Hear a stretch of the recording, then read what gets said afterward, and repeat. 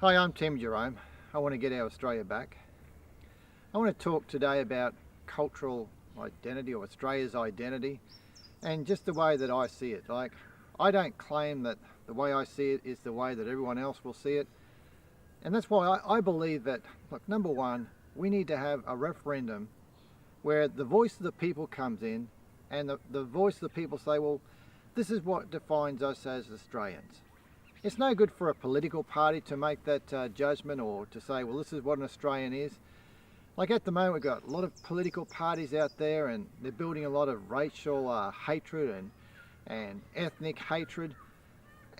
And they're doing so because they can see a bit of a means of building up their party and building up their parties through a lot of people that got a lot of hate for different skin colour or nationalities.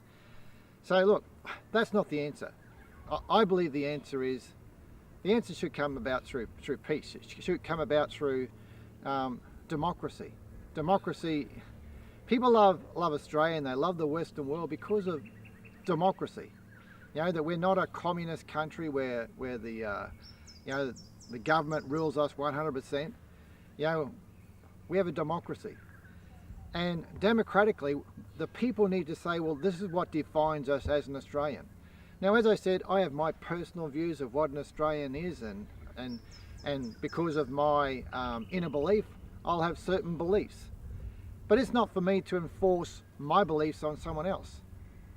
As I said, for Australia to know its true identity, there needs to be referendums.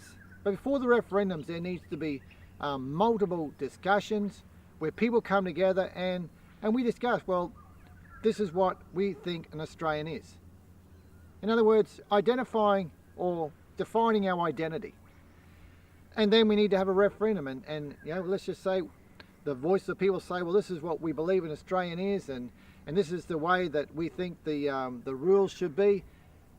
And then we need to live by those rules, the rules of the country. Now, as I said, I look at myself as just being a realist. Things have changed since the first Australians arrived. Now, we know the first Australians arrived were dark-skinned people, and they arrived by canoe, and they were nomads, and they had a different lifestyle or different way of life than what people lead today. Let's be realistic. You know, the first Australians aren't living the same way today. They're not, got their little knapsack on and hunting for kangaroo and so forth. Things have changed. Things have changed since Captain Cook came to Australia. You know, and colonisation. Things have changed. Like, be a realist. Things have changed. You know, we've got now people from a lot of other different nations, whether they be, you know, Chinese or Vietnamese or you know, Indian or Pakistan.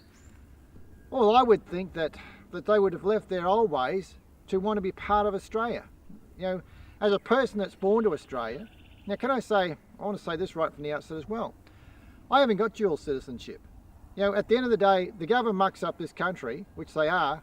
I can't say, well, I'll just go to my other country, or, you know, I'll go back to where I came from. I've only got one citizenship. I'm an Australian.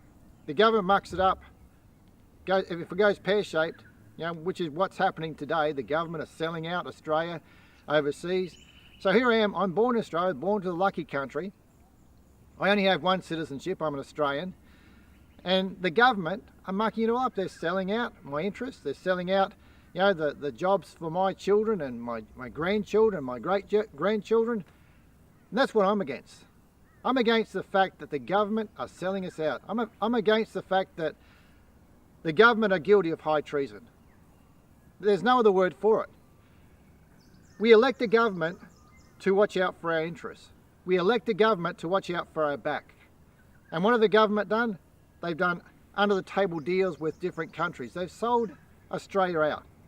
And that's why I'm wanting to be, you know, a candidate as an MP to be a voice for the people, to be a voice for common sense, to be a voice to get our country back. It's been sold out. But getting back to our cultural identity, this is what needs to happen.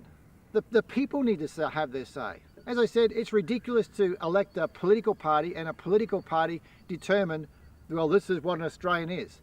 Like, we know that there are some political parties out there, they hold for, you know, like a more white Australia. Like, that's wrong.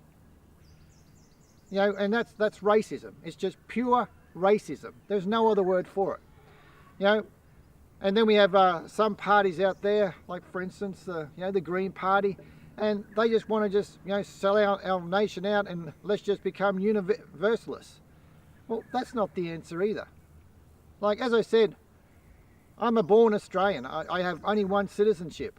You know, and when the government is just like selling our interests overseas, well, that's not the answer. Because I need job security, my children need job security, their children need job security. So that's not the answer either. There's a middle road, and it's called the middle road of common sense. And that's the path, if elected, that's the path I want to bring Australia on. When I look at Australia identity, that's where I see Australian. I see, you know, way back, if I trace back, you know, like the early days of the Australians, like my fathers and my grandparents and so forth, to me they walked the middle road of common sense. An Australian was known as a person of common sense. You know, we could have a go at each other and it didn't matter. You know, we have a little joke and we didn't have to be so, you know, politically correct. It didn't matter. To me, like, that's an Australian. It's the middle road of common sense where you can have a bit of a joke and people aren't going to take it the wrong way. Australia is also, you know, we have certain boundaries. Like, let's just take this for instance. Like, it's just something that's just come into my mind now. I haven't prepared this talk. I'm just speaking from my heart.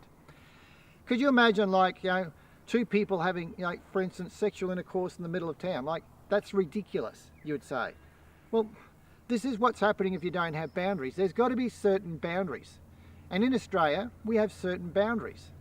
At the moment, you know, we're run by the Westminster way of life, you know, and it's not a bad thing. Surely it's a good thing. You know, it's built upon respect. It's built upon, you know, one person has one vote. It's built upon democracy. Now, surely that's a good thing. I really don't have a problem with the Westminster system. And I think most Australians, you know, are the same way. Most people that have migrated to Australia, they love Australia because there are certain boundaries. And you've got to have certain boundaries, otherwise you have anarchy. You have people doing whatever they want to do to whoever they want to do it to. We can't have that. We love the fact that we've got security in this country, that people can't just come into your place and rob your place and just get away with it. You know, we have certain rules, we have certain laws. But the people need to have their say. The people need to say and define this country of Australia. As I said, we had the first Australians that came by canoe. They were dark-skinned people. We know then that later on, you know, we had Captain Cook, and so we had a lot of influence, you know, from Britain and you know, in Europe countries. But then we've also had people come from Asia and India and Pakistan, from all over the world. So we can't just say that, look, we just want to be a white-skinned people, or let's just give everything back to the first Australians and let's just be like people that just rent, and so we give everything back to the first Australians, the Aboriginal people, and everyone else just rents. Like, that's ridiculous as well. The fact is, we've all got to get on. We've all got to, this is what I believe anyway, we've got to get on. There's got to be rules. There's got to be boundaries that we live by. But we need to live in harmony. You know, as I said, racial discrimination or saying, well, this is what we think Australia is, that, you know, because of a person's skin colour, or because, you know, because they may have been here longer than someone else, that's not the answer. As I've always said, whether you got here first or whether you got here last, you should all have the same rights. And that's why I believe in a one Australia, where there's one rule for every person. And you let go of the things of the past. It's no good living by different groups. You know, like, let's just give this certain group handouts and another group no handouts. Or, you know, it's all political. You know, it's like, if we can get more votes from this particular group, then we're going to say, well, this particular group is going to get more handouts, more money. Well, that's wrong. There should just be, if you're an Australian, you're an Australian. You get the same rights, the same privileges as every other person. Doesn't matter whether, you know, what colour your skin is. It doesn't matter what ethnic group you may be from. You're just an Australian. Anyway, that's what I believe, and that's what I would be introducing or trying to, you know, have the No, which should I be leading from? Anyway, authorised by me, Tim Jerome, independent candidate for Waibay.